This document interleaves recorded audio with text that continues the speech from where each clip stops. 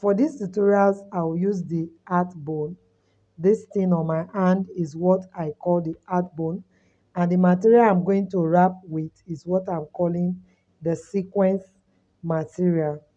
And then for me to wrap it, I'll cut out about 1 inch of sequence long.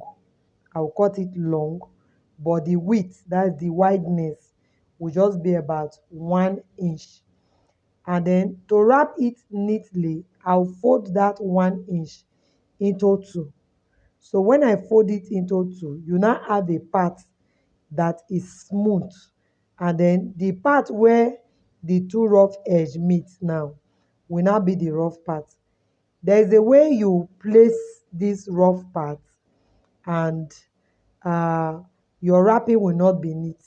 So please watch the way I place it. I will try as much as possible to draw your attention to it so that you can understand what you ought to do at that point.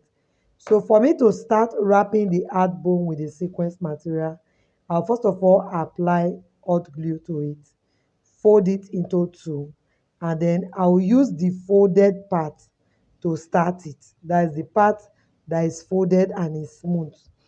That's the part that will face front, and then the part that has the two edges meeting each other will face me. That's the part that should face me. The part that have the two edges meeting each other, because that's the rough part. The idea is that as you wrap, the rough part will show, but when the next wrap climbs it, when the next one goes on top of it, that rough part will eventually be covered.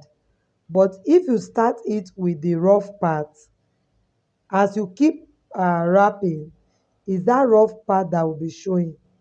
So you try as much as possible, start it with the folded part and let the rough part face you.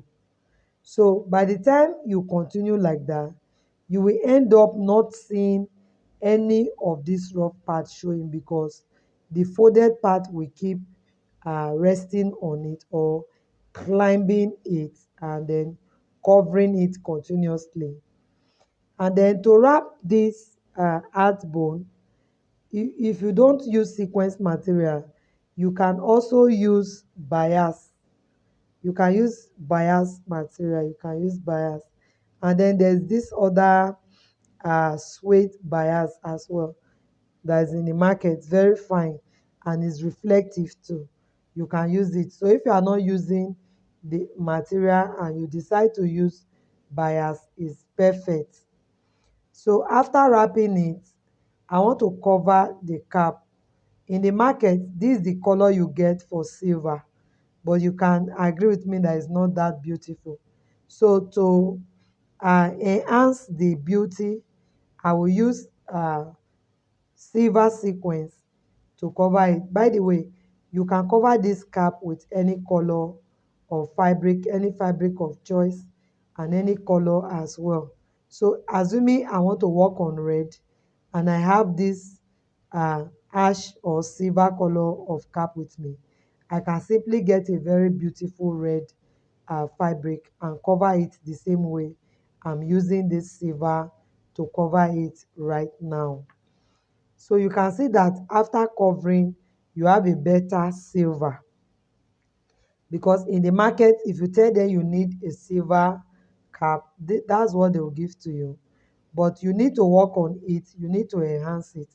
So you can see that after my enhancement, it came out better. And then this is the heart bone that I wrapped before. So I want to fold it to shape. All I want to do with this heart bone is to create a continuous circle with it. So while doing that, you take the size, your choice. Let the size is your choice.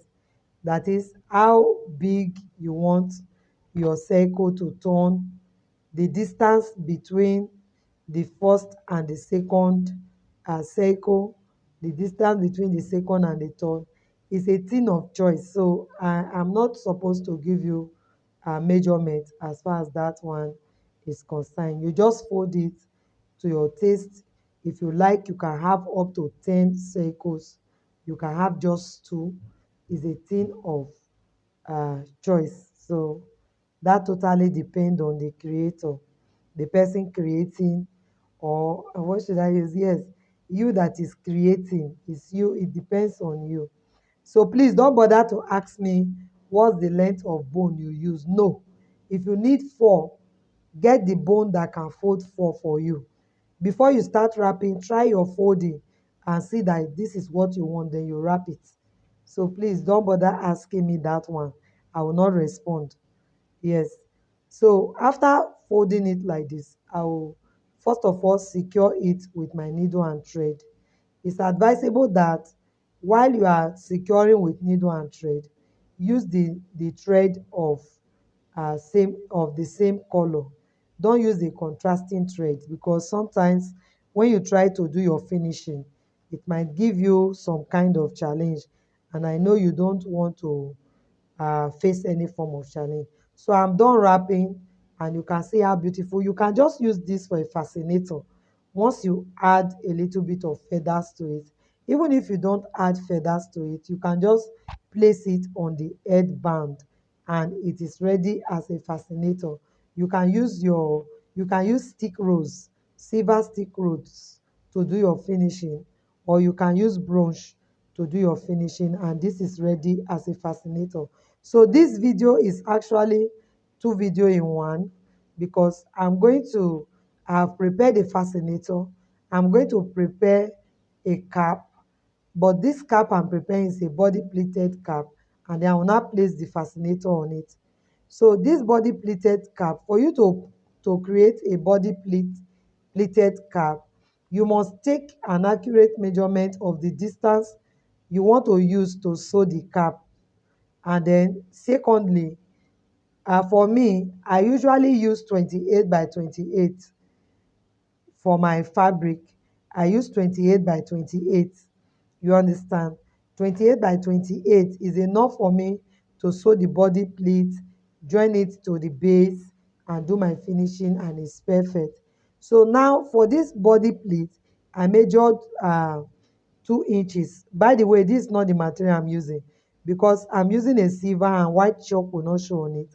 So I'm using the yellow for explanation. Yes. So you can see I already ruled out 2 inches as my line where I'll be using to sew the body plate. That will be the distance. And then for each of the lines, I'll fold it in by at least a 1/4 inch, and then I'll sew it straight. So I'll repeat it for all the lines I have. Sometimes you can get up to 12 lines. You can get up to, because if you have 12 lines, 2 inches will just give you 24. So you can have up to 13 lines as well. Yes, 13, 14 lines. So now this is the actual material I'm using. So just what I have explained for you, what I explained to you earlier, you fold in a portion, maybe 2 inches. If you want your body pleat to be very close to each other, then you can do 1 inch. And then remember that when you are sewing it in by 1/4 inch, it will even get smaller. So you can do 1 inch, and then you just sew until you get to the last part of the line that you ruled. By the way, this material I'm using is a metallic material. You know, this metallic material is a kind of trickish material when you are using it for cap. If you are using shiny face scuba, you can do, when you are closing, you can close with 10.5 inches. But if you are using this metallic material, if you are closing, you can close with 9 or even 8.5, because it's very, very stretchy, and it has a way of um what's the right word? It stretches on its own, so it increases the length on its own. So as much as possible, you don't do something that is too big for it. If not, it will become too elastic, and it will not base on the head of your client. So it's very tricky to use this metallic material. It's just for you to note. All right, so you can see the way I am running it through in my sewing machine. That is what I will do to all of them. So this is how it will look as you continue to sew, and at finishing, this is what I will get. So you just see the lines appearing on the front side, and then the part you fold into sew will appear at the back. So this is how we make body pleat turban. The one I'm making today, I will not be using loop for it. I'm sorry, I'm supposed to, for the purpose of those persons that ask for body pleated turban, I'm supposed to use loop, but I apologize. I'm not using loop because of the pattern of cap that I'm making. Maybe the next time I make any cap that has to do with body plate, I will use loop so that you understand how to fix your loop to it. So right now I am on the table. I want to fix the band to the body pleat. I will do a little bit of explanation, even though camera might not cover every part of it, but at least if you listen to what I'm explaining, you will get what I did, and you will also be able to come out with better results. So I'm doing a double um, cross base. I'm doing a double V front. So I have the two materials, and normally if I'm going to cross, I like crossing in a way that I'll be very comfortable, so I can do like 15 inches, or I can do 16 inches for one, and then cross anything that is extra. I will weave it out. I will use my interlock machine to weave out that part. It's not like auto gele where I will tell you to leave it, but for this particular one, I will just weave that part out, and that is like cutting it out. So for me to place it, I first of all know the midpoint of my material, that's the body plate. After knowing the midpoint, I trace the V part and then place it on it. So this is how it will look when I finish sewing it. Right away, I'll go to the sewing machine, I'll join it together, come back, and then uh, show it to you. But before I will do that, let me just explain something that I might not explain again. Now, I've told you that for this metallic material, you use a smaller length to close the base. So you can do 9, you can do 9.5. If I'm using scuba material, I usually do 10.5. But for this, I do 9.5 or 9. Yes. So when you are sewing, you take that 9.5 at the beginning, and then at the ending part, ensure you sew every part of the fabric. Remember, the fabric is 28. So ensure you sew the whole 28. But from the front, you just sew only that 9.5. So all the other part now, no part should be thrown in. That is, don't cut any part. Just find a way to stylishly move it in and sew the remaining length without cutting out of it. That is the only way the body pleat we have that beautiful back dropping that you see. If you close it using the same 9.5 inches you used at the front, it will not drop. Every of your work will stop at the middle. So when you wear it, you will just find out that even some part might not even sit on the head properly. So the only part you are allowed to reduce and fit properly is just the front, the very first base. After that, please use the whole length. So because this cap is not having loop, I have used my loose stitches to close the first, that's the finishing. Now I will locate the middle, and that's what I'm doing now. I will use the same loose stitches to pull it together, because you must pull your body pleated turban together. That's the only way the beauty will come out. So it is either you are using loop for this part, or you are using your loose stitches to pull it together, and then it will look like you have used your loop as well. So this is how it will look. I'll put it quickly on a dummy's head so that you can see how it will fall. You see the finishing, so you see the falling at the back. That's because of the method I used in closing it. So you see how beautiful the back is. You use it, you use you any material you are using at all, please apply this method that I've just explained, and you will come out well with it. So the next thing I'll do is to attach this fascinator that I have prepared. Now, two ways you can attach this fascinator. One is by sewing it straight on the cap. You just put it, your needle and thread, attach it at sensitive positions to the cap. So it might not completely rest on the cap and that no part is showing. It might not be like that. Do you understand? I don't use hot glue, so please don't think of option of hot glue. Just sew it with needle and thread. Then when you are done sewing it with needle and thread, you do your finishing. Me, I did my finishing with bow. The other way you can fix it is by fixing this fascinator on elastic or on a headband, and then so it will not be worn separately. You wear the cap first, and then later you put the fascinator on it, so it becomes two in one. But this particular one, I attached it together.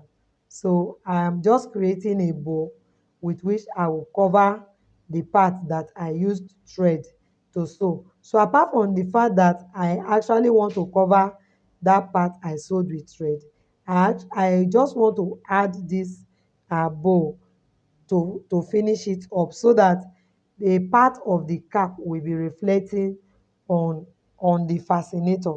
So that was actually the reason I attached the bow, because if I don't want to attach the bow, I can just use a little bit of patches to cover the thread there. But I want a part of the fabric for the cap to also appear on the fascinator. So that was why I did the bow. So for me to fix it, I'll just use my needle and thread, and then fix it quickly. Then after that, I'll just look for anything. It can be brooch, it can be roses, it can be any other uh, type of embellishment, because you can see that I'm using needle and thread to sew that part, and I will need to cover the part that I also sewed with needle and thread. So I'll just use a little bit of embellishment, use my hot glue to cover that part I used needle and thread to sew. So right now I am done with this fascinator. Is it, what should I call it? But I'm done with it. So I do hope you love it, and I'll see you in my next video. If you are yet to subscribe to Creative Ends platform, I want to encourage you to do that. It's just a way of encouraging me, and it will not cost you anything. You are not paying. It's just simply subscribing, so that I will also be happy, and then I can bring more content to you. And don't forget, if you like this video, just give it a thumbs up, please. I will see you in my next video. Do have a nice day. Bye for now.